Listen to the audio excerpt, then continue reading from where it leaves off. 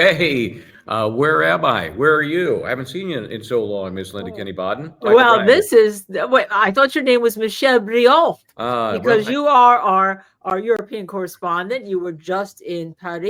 If you're not a member, you miss out on getting the early travelogues of Justice. Where are you with Michelle Briand from Justice Serve TV? But Michael Bryant, while you were away, okay, while you were away, there was a little trial going on called YSL with Yak Gotti, Shannon Stillwell, and our friend Doug Weinstein. Well, he's not on trial. He's the lawyer for Yak Gotti. Guess what? The jury today in the deliberations, second day, they came back after 2.5 hours yesterday, came in today, and they had questions and questions, and they wanted to see the videos, some videos. What were they, Michael Bryant? Do you know from being out there in the field? it's a whole different time zone here, and strangely, people are not asking me questions about YSL while I'm wandering around here in various parts of Europe. But I know that video of the cars. Was it one car? Was it two different Yeah, cars? Was it well, the yeah, same they car? Was Yak Gotti jumping around between cars? That video seemed to be of interest to the jury. well, before we get to the video, show me your watch. You wear your watch tonight? You Your mean watch the that you $40 Timex? Yeah, the Yes, one I that you have that talked on on. our travel log with pickpockets in That's right. Paris, yeah, Pickpockets with are not Paris and interested Paris. in And this and watch. that well, the jury's first question was about Mr. Weinstein, about Doug. And no one could pronounce this watch. The jury's first question, and thank you, Joseph Papp, who was in that courtroom reporting. And then we were able to follow your report because the camera actually, the judge started without getting the cameras set up there. They're wondering if the watch that belonged to Kendrick and Love, and if the attorney Doug Weinstein said it was Yak Gotti, Kendrick, Diamante Kendrick's watch, his watch. So the question is, did Doug Weinstein admit that it was his watch under the theory that Diamante Kendrick lived at the house or the residence of Jeffrey Williams, and that when the police came in and he was supposedly outside in the back, remember there's no drug charges against him for that, he's outside in the back, that the watch that was inside that was left was actually belonged to his. Did Doug, that was basically the intent of the question. And Doug said, no, I didn't. I don't think I said, Your Honor, his. And if I did, it was a mistake. I would have said the watch. I was talking about the watch. So there was a whole kerfuffle, and it wasn't with everybody in the courtroom. It was with Ms. Love, who was in the back, and she was back today, Michael Bryant, and I she's saw like, her. Yeah. you can Yeah, Google she it and is. find it,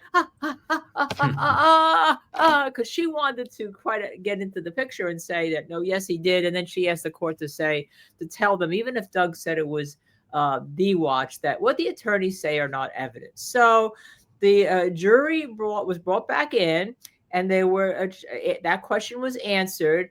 And interestingly enough, no one in the courtroom, even though you've been to Paris now, can pronounce the Richard Mille watch. Even the judge said about the Richard Mille watch, Mr. Weinstein did not say his, he said the.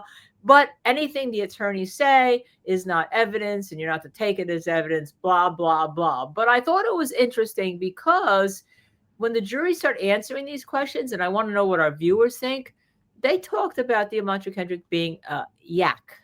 They didn't say Yak Gotti. They said Yak. Yak. Hmm. Michelle, Michael, Hmm. all of our viewers, if we, sometimes we talk to you by your first names because we kind of know you. But that kind of indicated to me one or two can go either way. Either Yak, because Doug would always call him Diamante, right? Kendrick or Mr. Kendrick. So maybe they're using his gang name, or they're calling him Yak because hey, they're on a first name basis with you. So what do you think, Michael Bryant, Yeah, Michelle? you're right. I mean, it could be that they're so comfortable after a year plus sitting there watching Yak that they just feel comfortable, like they know the dude. It seems to me if you're thinking negatively about somebody, you don't do so and call them by their first name. You're more formal, and then maybe you get more derogatory. But I don't think you're just as casual and friendly as it seems to say Yak this, Yak that. Just that's common sense. Yeah, I kind of agree with you. I was like, and also the first question out of the box is Mr. Weinstein, our friend Doug. The first question out of the box, his name gets mentioned, so he must have had some effect. They were thinking about that. And so my second question then to you and our viewers is, because they were looking at Yak Gotti, Diamante Kendrick's charges here, and asking questions about Doug's closing. Do you think they are taking or viewing the indictment by personage, in other words, dealing with Yak Gotti first, and then charges, or do you think they're going just through the indictment here? I have a view on it, but I want to hear what your view is. Here's my professional opinion. I have no clue. I mean, you've been through this before, whether it's your own case, and no, only a trial attorney who's been sitting in the position that Doug and Max are now knows what this feels like. And it ain't a good feeling. It's a helpless feeling. But you're second guessing, you're triple guessing, you're quadruple guessing what the jury may or may not be thinking by what we see, the little nugget of information we get from them. Well, what does that mean? Maybe it means this. And that's fun. We're humans. That's what we enjoy doing, is this kind of speculation. But the fact is, none of us know a damn thing. So, Yeah. having said that, most people are methodical, right? You don't just scattergun, like, let's take a look at page 4 and then let's circle back to page 1 and then we'll go. No, they kind of work through things methodically. But is it possible that they'd already gone through once, answered all the questions they needed as they related to Shannon Stillwell, and then circled back, had questions relating to Yak Gotti? We don't know. So I'm not taking a ton from that. I do like this, though, that they seem to be thorough. Okay. And I Yeah. think, I saw some post about somebody suggesting, hey, this thing's been on trial for a year and there's been this. It's insane to think they come back, in the day and a half that they've had the case. Well, maybe some people aren't old enough to remember 1995 and O.J. Simpson. 150 witnesses, 8 months. How long did it take to come to a decision in that case? Do you remember? Less than 4 hours. So don't give me that crap about, oh, that's crazy, it took so long, and get over That's yourself, somebody who man. someone doesn't know what they're talking about. You could It's actually come back. I wouldn't have been surprised if they came back with a verdict today, because they're honed in on what they want, right? Right now already, you saw that. That's on. they By the way, seem to be. Mixed Chick said that's not his gang name. He got Yak from playing football, but that's what the state says is his gang name, Yak Gotti. That's what the state is calling, and that because of John Gotti, you got the Gotti part of it, so you have to put them together. So And I asked his mom that. I said, where'd the Yak Gotti come from when I was down there? And I said, is it Gotti, like, New York, family? And she just kind of smiled, suggested maybe it was, and, wasn't really confirming it, but I think it's, common knowledge. It wasn't just a stray name that he grabbed. yeah, so that's it. But I also had a view about that. First of all, I do, as I told you all, that there's two different kinds of juries. There's juries that go in there and say, okay, what's your feeling about all this, right? And they come right out and come to a verdict. And other ones who want to see for themselves or have some questions that they want to answer. And so there's two different kind of jurors, and this may be a mix of two different kind of jurors, but they were smart and they honed in. Now, someone I read said, well, they clearly disregard the RICO count. No. What they're doing, in my opinion, is going to the different charges that may form the basis of RICO. Because if they don't find anyone's guilty of those charges, there is no RICO. Right, Michael? Yeah, you have to have those overt acts. And remember, some of the overt acts may be crimes in and of themselves, but because they weren't charged properly in terms of the statute of limitations, then they don't stand alone. They're only useful to create the overt acts needed to get the RICO conviction.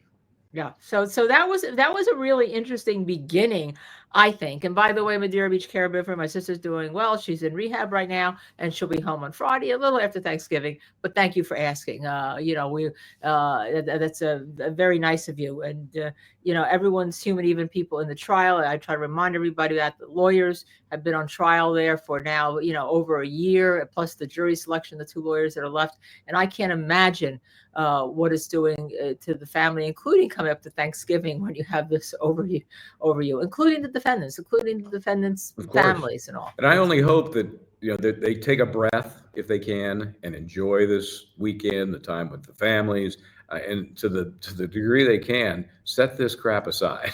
Right. Just try to take a breath. I watched Doug's post. He did a post with, I believe, one of his family members, daughter perhaps, talking about, he actually sounded almost relieved, that now they could kind of turn their attention to some family activities with the holiday, and then Monday's another day at work. Okay, so Mixed Chick says, question, how can they say Thug was a leader, but Viverito or Burrito, as she was called, I'm not sure that's really good, but we even hashtagged her once that YSL didn't have a ranking like other gangs, because, that I think they were saying that because it wasn't like other gangs. They came up with this new hybrid gang, Michael. Yeah, yeah. Come one, come all. Doesn't matter. Bloods, Crips, old, new, young, wannabes. Come on in. It's like what is it? Boys' Town of gangs. It just seems so ridiculous because if you think of the core concept of a gang, it has some esprit de corps. It has, you have to earn your stripes, and earn the respect of the other gang members to be taken. It isn't just come one, come all. I mean, it makes no sense. It makes no sense. So we started with our friend Doug, right? And then he had to be like, oh my gosh, starting with me. I can't imagine how he felt about that. But then we went, and by the way, Joseph Papp reported that there was a funny moment in the court when we did get to see that one of the jurors' phones was ringing, and the deputies, like if it had been us, they'd be like pouncing, ready to go to jail, right? And instead it was one of the jurors' phones, which begs the question: the jurors are having phones ringing in deliberations. I know they were. I understand they were in a kind of a box that they'd been collected in a box. The box might have been more in the courtroom rather than in the deliberations room. I don't think they're going to allow the phones in the deliberations. No. Anyhow, that's kind of that. I thought that was kind of a funny little side that we didn't get to see. Okay, so then they Hey, went Linda, on. I have to tell you, I'm losing you off and on. I don't know if it's a jiggling mic or something, but I want to just throw that out there. How's our viewers? Can you Okay. hear me, or is my mic doing that for all of you? Okay, let me know, because if not, I'm going to unplug my brand new mic that I just bought. Save the receipt on that microphone. Yeah, I can't tell. It just I mean, you're in and out. That's all I'm going to say. Okay, well, yes, Dizzy, our producer, says now you're sounds fine to her. Okay. Okay. All right. Roll Sample on. by Ruby Coco said closed captions changed Viverito to burrito, and thus it took off. That's really funny, because when we posted about it being the burrito finishes, I was like, oh dear, somebody's going to say we're not politically correct. Everyone sounds fine on their end, Michael. So I think the problem's on your end. All right. Brilliant. Must be Prague. It must be Prague. Okay, so then there was a video. Then they wanted, this was the big thing. They wanted the video of the Texaco station, and they wanted all the views of the Texaco station of Yak getting into the car. Because remember, when the story came out, and then there was a question, because this was when Yak got into the car at the Texaco station, right? And so. What did that mean? Did that mean they didn't trust the state? Did that mean they were trying to see the car? Well, what happened was, Michael, it appeared to us, and I quote, I was looking at some of the viewers and some of the chatters on X, Twitter, as I'll call it, and there was San Fettuccine, who took a screenshot of the car that the state had said, and I'm going to put it up here. The screenshot of the car that the state had said drove past the gas station, that they said was actually the car no, I have a Sennheiser, Brooklyn, Mac, that they said that was the car that, and it was an Apogee before, but the Apogee also broke. But that's, I digress a lot. All right, that was a car that was in the CCTV, the closed camera television footage, that supposedly Yak got into, then that was used in the homicide, right?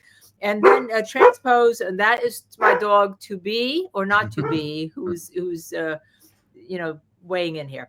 A transpose, put a picture of the car that Yak got into, and you'll see it right there. You see him getting in, right? It's a white car. So what the state did, though, was a little underhanded, I thought, initially, because Ms. Love, who was back in the courtroom and was telling the jurors what to put on, or what telling her seatmate what to put on, actually showed videos of Yak going into the store, getting out of the car. They didn't want to see that. They wanted to see what car he got into. And there were 4 views of that. And there you have one of the posts, right? There were 4 views of that. They wanted to see the car he got into. And so the car he got into was this car, and it didn't match the grille of an Infiniti 90. Remember, Jeffrey Williams supposedly rented an Infiniti 90, Infinity, it doesn't matter what it is. And that's part of the overt acts, part of the conspiracy for the RICO, for the murder. Patrick Taylor, do lawyers get nervous like those of us waiting for 12 to decide? Absolutely. There is nothing you can do. The worst feeling, and Michael Bryan will tell you, is after you're sitting there and the judge charges the jury and they go wandering out and you have to like stay around or stay in your hotel room and wait till you get the call. You don't need. That's the I'm best getting time. agita just thinking about it. You know what? It's worse. I call there's this magic 8 seconds. Okay, that's the time after you've sat down, you're done with your argument. There's nothing else you can do. You have about 8 seconds of, and then the panic and all of the rest of the stuff sets in. As you know, you're now waiting for a verdict you have no longer any control over. So yeah, this is as tough as it gets this time right now. That's right. And then, yes, with the Q50 Brooklyn. So it's clear that if that was the car that San Fettuccini picked up and posted about, to me, it looked like that was a silver car, but the state was saying it's a white car and it was then involved in murder. It's not the car that Yak Gotti got into. And so they're looking for something, right? They're looking, there you see, the jury's looking to see, I guess, is there a sunroof? Is there not a sunroof? Did the Q50 have a sunroof? Did it not have a sunroof? Did he get into the car? Did he not get into the car? They're looking for something very specific. What do you all think it is? I mean, I want to know what we have chatters right now. We have 240 chatters. What do you all think it is that the jury is absolutely looking for at all? Can you tell me? Because I have all of these theories. Michael Bryan, let's start with you. Here's one of my theories. We never know when these kinds of questions come up, whether it's one person that needs to understand what happened or be convinced or be disabused of something that the others think they're wrong about, or is it everybody's kind of on the same page and they want to see this for confirmation? We don't know. We have no idea. But clearly there is some concern on some level by one or more of the jurors that they get this car situation correct. Whether the state was trying to mislead them or not, I do like that they're taking the time to look at these things critically for whatever reason, whether it's to convince one juror that they're wrong, to convince most of them that the DA was maybe trying to massage the evidence. For whatever reason, they're not taking it at face value. They're digging back in again. I think that's great. Yeah, no. So Ronger, we didn't forget about the watch. I think the state was the state was forgetting about the watch. I remember there was one missing. There was two of them there, but one was missing. And who was the last person that held it? Burrito. Vivarito, investigative Vivarito. That was on camera. So yeah, no, we just didn't forget about it. But the state may have just forgotten about it. The jury certainly didn't forget about it because it was numero uno on their questions. Okay, so the state did. The jurors didn't forget about it. And Michael, what is the most important thing you have as a lawyer representing either the state or the defendant when you are talking to a jury? What is the most important thing you have? Right. What's the most important you have? You as a lawyer, what is your most important asset to a jury? Oh, I think it's just to relate to them, to be personable, to tell them a story that they can connect with. That's right. I don't care what the case is. And your credibility, right? Oh, so of course. Of course. So yes, the lawyers get nervous. I think we're so I'm nervous and I'm not even trying this case. I'm so nervous because I think, and the reason why I'm nervous may have nothing to do with this case. I think there was such an overreach by this office in what they charge and how they charge, even if the law allows it, that people could get swept into this, being guilty, being a member of a gang for marijuana sales or whatever, or for a murder that somebody else has already pleaded guilty to. That's been committed and who's on trial. I think that it's such overreaching. And the RICO statute for criminal statutes was never intended for that. It was never intended for this type of overuse. And you force people to plead guilty even if they're not. And you make have the juries compromise even if they shouldn't, because you just look at it and say, what do you do when you go in, Michael Bryan? I mean, everyone wants to know. Mixed Chick says, I think they want to know if Yak Gotti got into the car. There are 2 gas stations and 2 people that have lost their lives. Texaco Infinity involved with the nut, the BP, 2 white cars linked to drinks. So you're right. That's an issue. But they wanted to see. They didn't specify which video they wanted to see. They just said, and there's some suggestion there was another video, and if it happened, a car switcheroo in the back part of the gas station. Right. And I believe the evidence suggested there were cameras back there, but we never saw any video from something happening back there, if indeed it did happen. Right. All we saw was the nut. All we saw was the actual nut homicide, but we didn't actually see any cameras from. And that was from a barber shop. That was from a barber shop. That was not from From the Texaco. Texaco. Yeah, the Texaco or the BP. Well, everyone's weighing in on this one. Okay. Right now, none of the cars defendants were driving look like the cars involved in the shootings. The prosecution presents like they want to pin the crimes on anyone, even the other 12 people of the case. So there you go. By the way, this is the barber shop. This is a screenshot. Here we go. This is interesting. This is the actual shooting, right? And that's from the barber shop. And I will tell you, the barbershop gets a bad rap here because it really was not at the barbershop. I went down there and checked that out. It's in this parking space next to the barbershop. The barbershop took a couple of stray bullets, but they were not connected in any way. It just so happened that this parking spot was right next to the barber shop. Yeah, and can you say that what kind of car that was? I can't tell what any of these cars are. But let's talk about cars and videos then. Let's talk about the sequence of events with the cars approaching the intersection. Remember, the Shannon Stillwell car comes up. Right. I know Max Shart said you could see him pump the brakes 3 times. The victim in that shooting, but the video is far from clear. I mean, it shows a car or 2 and then 3 at the intersection. It shows a car approaching. But unless you're told, oh, by the way, that's so-and-so's car and that's so-and-so's car, and then you can see what happens here. I'm telling you, it's very difficult to see what is happening there or what is not happening there or who is shooting whom, if anybody. It's really not that helpful. No, I agree. I even with the issue of the whole issue of the muzzle flash and all that kind of stuff. I mean, I'm not sure you can see anything in that. And then you have to remember on all this, when you have these nighttime vision cameras, right? Anything that is white comes out darker, and anything darker comes out whiter. So, they say, well, that's a white car. That may not really be a white car that goes past. It may be a darker car that then becomes whiter in the night vision, which no one really seemed to talk about. But anyone who has a camera, all right, you kind of know that, don't you? Yeah, you're familiar with that. So that was the second thing. And then the jury came out loaded for bear again, right? They came out loaded for bear again because then they wanted to have questions regarding, and somebody said it was counts 58, 59, and 61. They wanted to know if there was intent, what they needed to prove with intent to distribute. And the judge gave them a recharge on whatever counts. And there was some confusion about whether it was 57, 61. And Michael, I know we're going to bring up the indictment. You're going to talk about that a little bit with Yak Gotti's indictment. But there was an intent to distribute drugs. That's count 58. Possession of marijuana with intent to distribute. Then there was a partial directed verdict on count 61 related to codeine and cocaine, but that was possession of a firearm also during a commission of a felony. And this is we did a little primer with Yak Gotti, our producer Jen, who's fabulous, did, and so they wanted to know what did they have to find with regard to intent. What did that mean? So the judge reread the charge. Michael. Exactly, but here's the tricky part. Intent can be established in a number of ways. I intended to pick up this pen. That was express intent, right?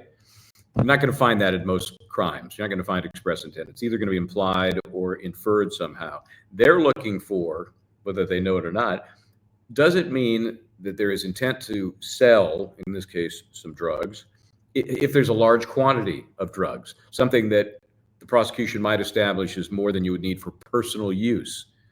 I'm not so sure that was made very clear. What a shock by the prosecution during the course of this case. You could infer intent to sell by just having the massive quantity of drugs that you couldn't use yourself. But what about the fact if it's somebody else's drugs, can I be liable? Of course. Somebody has somebody has a massive amount of drugs. I don't know they have drugs, but the other person has the intent to sell, and I'm not charged with the conspiracy of intent to possess to sell because I'm part of this gang. Is the jury stuck with that? Well, I don't think, you don't even get, in my opinion, to the intent question unless you get to, I'll use this word possession in a broader sense, meaning within your home, within your car, not necessarily on your person. I mean, if you don't establish that connection, then how do you get to intent? I don't even know how you get there.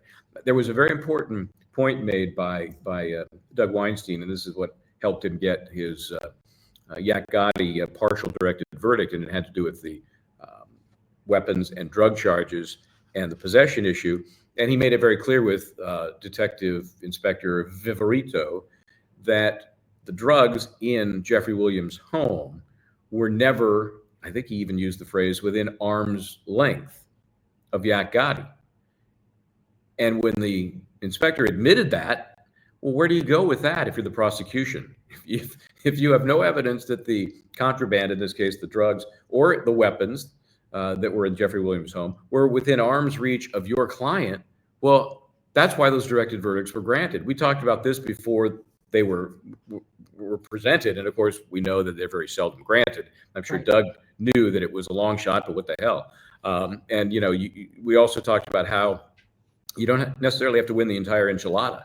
You can have some chips, some beans, some rice, and that's what he did. He won on the chips and the beans and the rice, not the whole enchilada. And so moving forward with fewer counts is a massive victory. It shouldn't be appreciated what he was able to do there. Yeah, and also it sounds to me like the jurors are really held up on this whole idea of intent, that it has to be fair, right? Well, somebody else has the intent to sell and you're sitting next to them in the car. Does that mean you have the intent? I'm using that as that's a perfect example of implied intent, but that's a reach, man. And are you comfortable with that? Would you be comfortable coming to that conclusion? After a year? You were in the car with the guy who was doing it, so therefore you had the intent as well. And yet the prosecutors indict on that all the time, and people get convicted on that all the time. And I'm not sure in a case as serious as this, I think that's such little crap. I mean, that's what you're using for a RICO count. That's how you want to get Yak Gotti on that. And also, to me, I mean, I'm sorry, give it up with the weed, okay? I mean, just give it up. Who's the biggest seller of weed these days? It's like states. Right, when they have medical marijuana and they grant licenses and all that kind of stuff. Let's just give it up, Georgia. I mean, you paid Fonnie Willis's boyfriend how much? $1 million to prosecute in another case, and you're worried about whether these guys sold weed to finance a gang. To me, I'd be like be a terrible juror because I wouldn't follow the law. I follow fairness. Yes, we'd like to thank and excuse Ms. Linda Kenny Bodden. Yes. So I never got on a jury. Do you know anything about the law? Yeah, would you like me to tell you? And 5 hours later, they're still sitting there. I never get on a jury. Never. But I think the jurors are bothered here by the fairness. I really do. I do too. And I think they've gotten to the longer a trial goes on, the more what shall I say, the better it is for a defendant, because they get to know the defendant every single day. When they first start, they're just gang members who are indicted, right? But they get to see their interaction with their lawyer. And that helps if they see somebody who is personable and respectful and all. And you even saw this week, Linda's juror number 56, times 10. I mean, juror 56 times 10. How'd you go? But I think they saw it this week, even with the judge. Remember, Doug Weinstein, sometime this week, and you all know this, so our viewers who are watching this, said, look, Mr. Kendrick is being awakened in the jail cell at 2 o'clock in the morning to be transported for a 10 o'clock trial. Your Honor, could you talk to somebody and let him sleep a little bit longer? And so she said yes. I mean, judges I know would say no, it's the sheriff's purview or whatever. Right. And then the next day she asked him, did they let you sleep today? And he said yes. And she smiled and said, yeah. She was like, so she looked so like she was his mother, worried about him. And yet, while the jurors don't see that, the way that she's now acting in that courtroom after being with these defendants and the lawyers, who, by the way, she praised Doug Weinstein for his candor with the court, his view of candor with the court. And that's a direct dig at who. Mm-hmm. I won't say the name. Okay. Or should I say the name? Okay. Love. You mean Adrian Love? Is that what you mean? Yes. Love. Right. The initials are Adrian Love. Yeah. So, she's seen this thing unfold. She gets it. She can't show her bias anymore, and she has a couple of times, I think, but she can't really lay it out there, and certainly she hasn't done it in front of the jury. But speaking of bias, and speaking of juries, we got the guy on the jury who said, Judge, I'm biased. I can't believe the state is bungling this case and taking as long to screw it up as they have been. I can't get over that. You're on the jury. You're staying. You're good. And I think, and somebody's reporting, and we don't know if it's true. So we'll find out the next couple of days that he's the foreperson. We don't know. Yeah, maybe I don't think that's confirmed, but yeah. That would be quite the hammer if it were the fact that, this guy who has very obvious bias is the foreperson. I don't know. Now, Renette it's a guy, though. Yes, we know that. Renette has a question for you, because you and I have spoken about this, and I know you have a lot of thoughts on this. Please explain to the chat the recidivism, blah, blah, blah, blah, blah. Exactly. Recidivism involved for the defendants. Yes, you did. You used the right word, recidivism, in terms of the fact that if they get convicted, like if Yak Gotti gets convicted because he's already been in federal prison, or still will get convicted. I mean, the 3 strikes rule obviously is a perfect example of how that is used as a major weapon against repeat offenders. Recidivism usually is looked at as when somebody gets out of jail or out of prison and they go back to a life of crime, as opposed to just having a series of crimes for which they are then called into court. In theory, that's, we had mixed defendants in this case, some with no record, Jeffrey Williams, and some with kind of a history. So I'm not sure if the question relates to are they more or less likely to be repeat offenders if they're in the system that now exists, or something related to that? Well, how about in terms of sentencing? My recollection is Doug said that if his client gets nicked because he has a prior sentence that he served in federal prison, that the sentence for him here would be greater. That was my recollection. And that would be normal. Yeah, that would be normal. Yeah. And thank you all. Ultimately, it's the 3 strikes analysis where the punishment is increased, and the theory is, mistake once, not so bright twice. We're going to stick it to you the 3rd time. Right, and the state does mention that, I think, in the indictment and stuff like that. So that's how the recidivism plays in here, or repeat offender. Some states call it, or whatever. And so it can be, it can be a weapon to extract a plea out of somebody too. Oh yeah. That's right. It could be, and that's the danger here, because the danger is if you don't take a plea. And Jeffrey Williams found this out, right? That's one of the reasons that would factor into why he did it. You get nicked on one minor charge, then that could lead to a RICO enhancement here, and off you go, and away you go, and goodbye. You don't have to worry about daylight saving time for the rest of your life, because you're not seeing the outside very often. So it really is an issue in the criminal justice system, but more so here because of the way this case has been presented. Now, Michael Bryant, Ms. Love was back in the courtroom today. All right. I noticed that. She was floating around, but she was in the back row for the most part, right? Oh, but she's dealing with the playbacks, and she's making, she's clearly getting noticed, right? And no doubt she's getting noticed. And she had to be getting noticed by everybody in that courtroom that she's back. But, even though and I guess they had to bring her back because she tried part of the case. It wouldn't look good for the state if they didn't have her sitting there. It's still, the jury's got to be thinking weird things, like she disappeared for a while. She wasn't in court at all. Other people took over. She didn't do any of the closing. And it's just got to if I'm on the jury, I'm thinking, did she do something wrong? Or does she not care anymore? And if she doesn't care, why should I care? I just think it's an odd presentation. It is hard. So I want to go back one day, and I'm going to ask all of our chatters right now. We have 429 chatters in the chat room. I want to go back one day. Okay. Well, maybe 2 days. Okay. I always open, when I open to a jury, in black, and I always close to a jury in red. All right. Because it's a date to begin with, then I'm going to be really follow up to at the end when I'm sure the jury is with me. However, the whole state, all the women were in red when closings began. The color, what colors? Let's see, blood colors. Okay.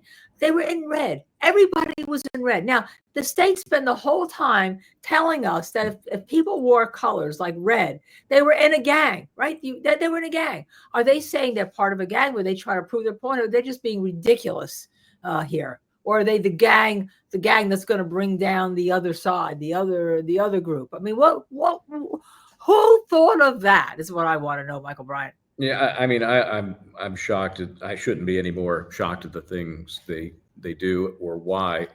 I'm just guessing that they thought this would look cool, be a united front, and they're just not sharp enough to carry the logic through to the fact they've made arguments for months about similar dress, meaning you're gang related, and Doug and Max both made made their points. I think Doug even mentioned his co-counsel for Yak Gotti was in red, but not with Doug. They weren't both in red, and he had to say, she comes into this mess. She's now connected to the prosecution. I guess they're all in the same gang. I'm just stunned by some of the dumb things they do. It's just dumb. Yeah, but next time we have Doug on, though, we will show a picture of him because he did TikToks and he closed wearing green glasses and a green tie. Remember the Slime's colors, YSL's colors supposed to be green, just like the exact same colors I would point out to y'all that Justice Serve TV has. These are our colors. We're a gang, Michael Bryant. Our colors are green. And are we part of the YSL gang? Are they going to come after us next because we have the same colors as YSL, as Doug? I think we're doing it because, hey, I thought it was an interesting thing to do. Green as in money, which we don't make, by the way, off this switch. But the red was just in your face, Michael Bryant. Yeah, and it's a sharp look. I get it, but in light of this case, the arguments being made, it was just dumb. It just made no sense at all. And it's almost like they don't even consider what the jury might think of them on that level. They're either so arrogant or they just don't get it that they wouldn't consciously have a conversation about it. Do you think it's a good idea? If we both are wearing red, is that? Yeah, that's a great idea. I just, are they not having those conversations? I don't get it. But here's the danger. We have that. We're talking about the indictment. We had some directed verdicts, as you know, okay, on the indictment. And when we do a final wrap up show on this, we'll post it all. But we do have again our little cheat sheet, right? I would say that Jennifer was kind enough to put up for everybody, right? We have the Racketeering Act, that's count one. And when we have the murder, that's of Donovan Thomas, that's count two. So it starts pretty heavy. We have the criminal street gang participation, count 57. Now, you and I have also spoken about this. I kind of think these guys were in a gang. But does that mean that I think they should be convicted of anything here? But if you're a juror, and I want to hear what you all think out there chatting, do you think that Shannon and Yak are in the gang, or in the YSL gang? And if they are, how do you get out of not convicting them of participation in a street gang? But you really just think they were kind of like little cogs at the end that didn't do the homicides or whatever like that. Where do you draw the distinction? And is there a danger that they could get convicted of that because of that? Oh, you're asking me? Let me start with you first. I'm actually asking all of our viewers because I noticed they said the men all wore red ties. Yeah, you're absolutely right. You have to look at each of the underlying acts, right? You can't get to this whole gang thing unless you find some underlying acts that they had committed as a, quote, gang. I see both these guys more as music wannabes, and we know that they had contributed to some of the music from Jeffrey Williams, and I just don't see the next connection. Now, I'm not saying I'm naive enough to think that these guys are squeaky clean and they've never done anything in their lives. That's not the standard. That's not the burden that the prosecution has. I need to see proof beyond a reasonable doubt that X happened, whether it's an overt act or an underlying crime, something that allows the RICO statute to kick in. And I don't see that. Again, I'm not saying there isn't some evidence somewhere of some wrongdoing, but I don't care. If it's not in this trial against these defendants, then what are you wasting my time for? I just don't think I've seen what I would need to see as a juror to find those predicate acts that lead to the RICO conviction. Proven beyond a reasonable doubt. Now, the jury did come out with another question related to counts 57 and all. They said that 57, 61, 58, where are my notes? 57, 58, 59, 61. Do they have to take these in as a whole? Because count 57 is the participation in the criminal street gang, right? Or do they take them individually? And the reason why that became important, and was very smart again, the jury's very smart, is because count 57 charges specific statutes with regard to the criminal activity of a street gang. Because being in a gang itself is not illegal, right? But they charge possession of marijuana with intent to distribute, possession of codeine with intent to distribute, possession of cocaine, and possession of firearm during commission of a felony. Counts 59, 8, 59, 60, and 61 of this indictment. So the judge said, you have to, you can take them. You don't have to. You can take them all at once, but you have to prove them beyond a reasonable doubt individually, and you have to prove that intent to distribute with regard to the drug charges. So, good ruling, bad ruling. What does it mean? Tea leaves. I need tea leaves, Michael. Oh, I think it's the right ruling, and I think it's good that the jury is conscientious enough to. That's a pretty sophisticated question. Yes. Right? Yeah. Right. Very and, sophisticated. Yeah. And again, I'm always wondering to what end, right? You know, to what end are they trying to figure that out? Is it just one person who just isn't quite clicking? Or is it somebody that has their heels dug in, you know, and they are certain about one thing, and other jurors are saying, look, why don't you take a look at this, and maybe we can get the court's help on this other thing. Maybe that'll make the picture clearer for you. So smart question. I just don't know to what end. Okay, so we have a couple of smart comments and then one really smart question. Let me go on line. Jane Lawson says, they must have been the worst criminals because it's all attempted this, attempted that, attempted criminal activity, attempted. So that's a smart observation on that. And then also Alicia says, question, if the jury finds Yak willingly joined the conspiracy as alleged in the overt acts 56 and 59, does that put him in a conspiracy permanently? It's another sophisticated question here. Alicia, I think you're on that jury. I'm just kidding, because they'll come after us and they'll say, oh, you have a members on the jury. No, we're just giving you a compliment, because the jury seems to be so sophisticated and smart. What do you think, Michael? Or Michel Briand? Mais oui. Remember that each of these events and the charges that spring from them are a moment in time. In theory, you can be in and out of a conspiracy. Not that there's conspiracy one. You could be in that or you're not in that. There could be conspiracy two. You're in that or you're not in that. You can't say, hey, I'm leaving the conspiracy after I've done things in furtherance of the conspiracy. That won't get you off the hook. If you've done something in furtherance of the alleged conspiracy, then you're in.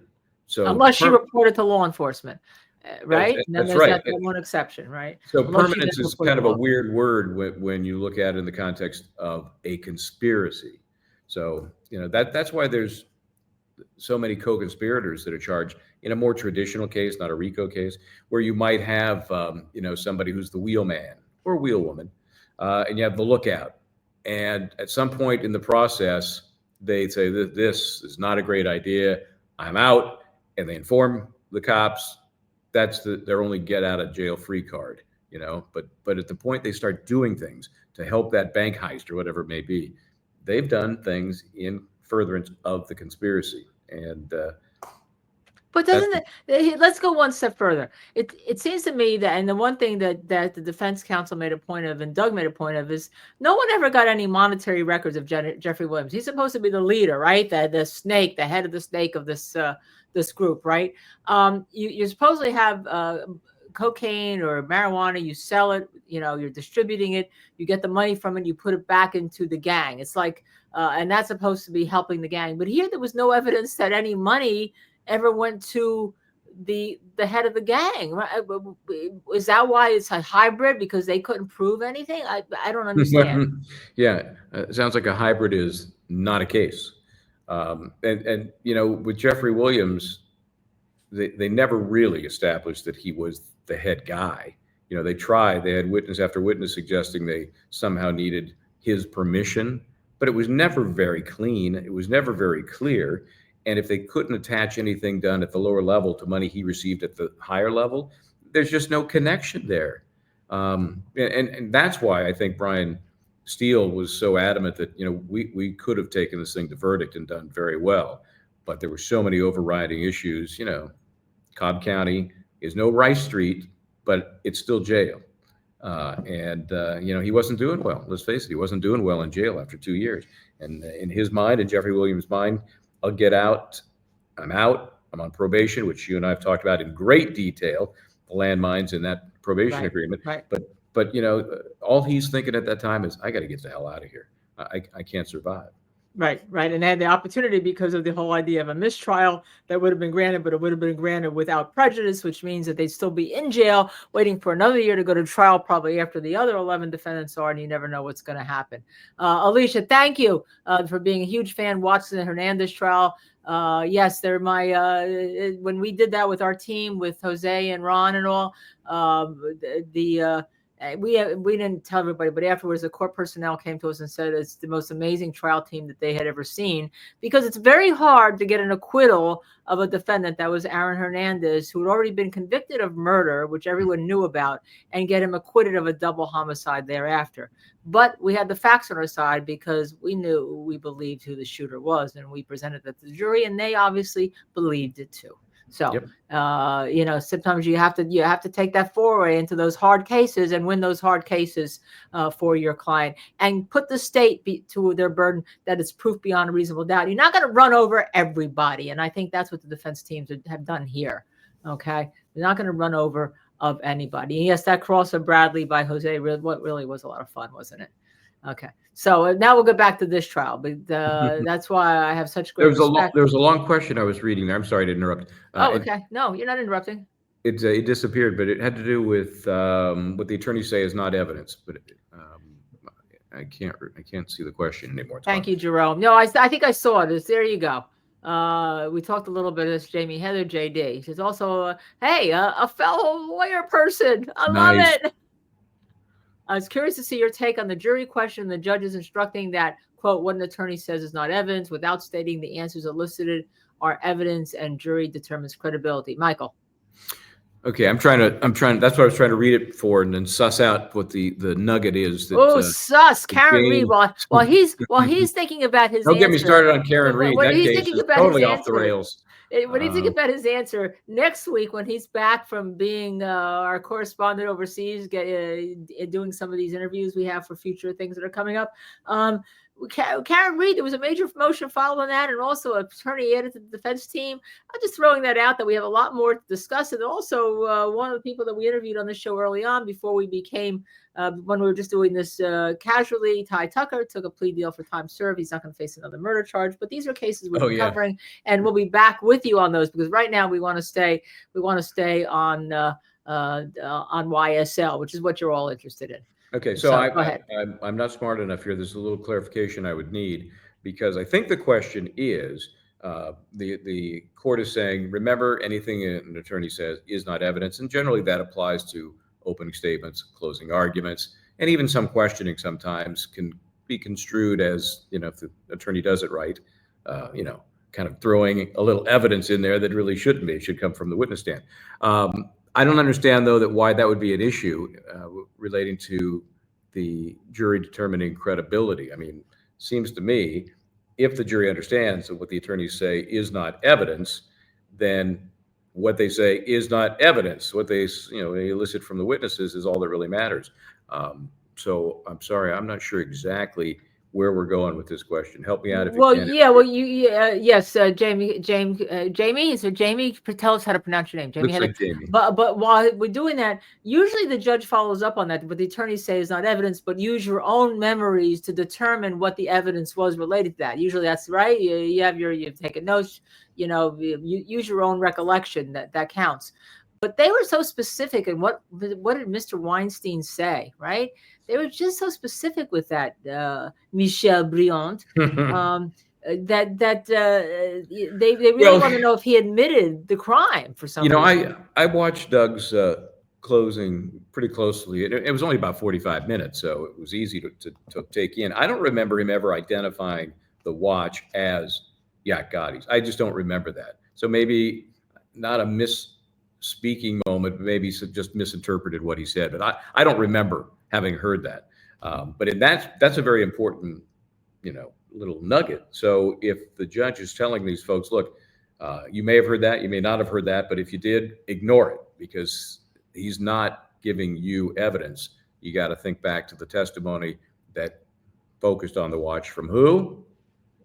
Focus on the watch from Viverito. Viverito. But it's interesting to me that that's where she was most animated. She was most animated on this, right? With the thing up and your honor, right? Which to me it was like a flag that was something she was upset about. What does she want to say? That there was never in this trial where Yak Gotti was going to be the person who was owning a $500,000 he'd watch. Right. As a matter of fact, they didn't even catch him in the house. He was outside the house when the police came. And that's why the charges for the drugs in the house got dismissed. So what? She's trying to say, come on, ridiculous. Just ridiculous. Was that the time when Ms. Love was trying to figure out how to put her hand beside her head and her, did you that was see another that one. Part? That was a different time. It was so weird. One. It's like, she was afraid to mess up her due, or it seemed very weird. Yeah. No, I mean, Jerome Street, I say what I think. And sometimes it's good for the prosecution. Sometimes it's good for the defense. But let me tell you, because when you're a defense attorney, having been a prosecutor, you have to know where the prosecutor is going. You have to know what facts that are really facts that are against you and that have been proven against you. Although as a defense attorney, we teach there's no such thing as a bad fact. You break down that wall and you put those facts into your wall. It's my wall over there, not your wall, prosecutors. So that's what a good defense attorney will try to do. Never say there's a bad fact, but sometimes, and honestly, there is. Yeah. Yeah. So, all right. So what else have we had? Okay. Alicia, they wanted to use the watch at the house as a presence to knowingly possess the drugs, but the drugs were already dismissed. They were already dismissed because he wasn't caught inside the house. Yeah. They wanted to say that he was living in the house. And that's where right? Doug was saying that it wasn't within his arm's reach, which is even better than, not in the house when he was in the house. If it's not within arm's reach, how is there any possession ever?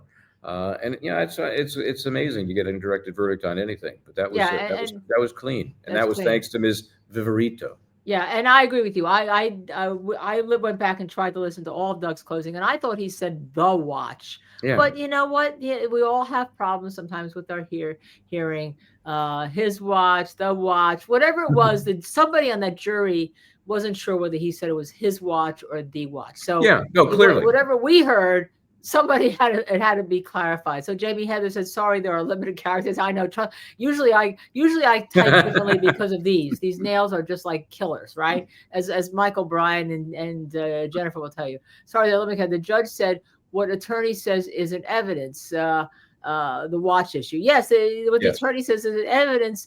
But you're right. The judge didn't say then use your recollection as to what the evidence in the trial was. It's just that what the attorney says wasn't evidence. I don't think Doug really cared at that point, quite frankly. No, I think the watch is a sexy part of the story just because it's a $500,000 watch, and people are more concerned about where in the hell the watch is now than its actual connection and importance in terms of evidence for the case. But I understand that would be confusing if he puts it on Yak Gotti, if that's what you think you heard. Yeah, I'd want that clarified.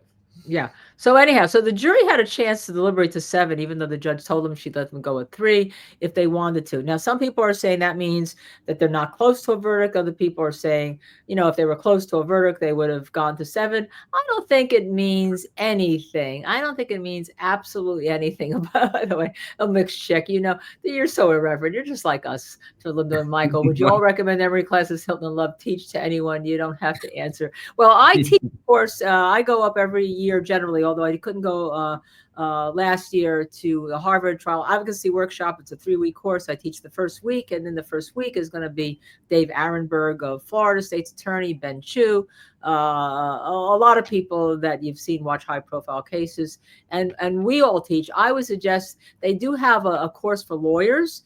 if you can get into it and afford it, which is always the problem with Harvard, is it's a very good course. But we try to teach young lawyers how to actually try a case and ask a proper question, like one in a cross-examination, one fact per question. Michael Bryant, let me ask you a question. You watched the trial. Your viewpoint is that there should be a not guilty, correct? On all counts, as to all defendants? Your viewpoint is there should be a not guilty, correct? I can't answer that question. No, I can't answer that. Right. See, No, there it's you too go. vague. At least you got him. It's too vague. Well, then you're gonna go back and you say, let's go to count one. Michael Bryant on the RICO charge. You watched the trial. Your viewpoint is that should be a not guilty, correct? He went out. His sound didn't happen. Look at that. That's one way. That's one way you don't answer in cross-examination. Okay. But you get my point. That's how you cross-examine somebody. You're supposed to pen them in. You're supposed to be testifying. And as Michael Bryant is looking for his sound, it's kind of ironic because he said, as you were all in this as you started, that he couldn't really hear me. Remember, he was having problems with my microphone. And then look what happens. It's a payback.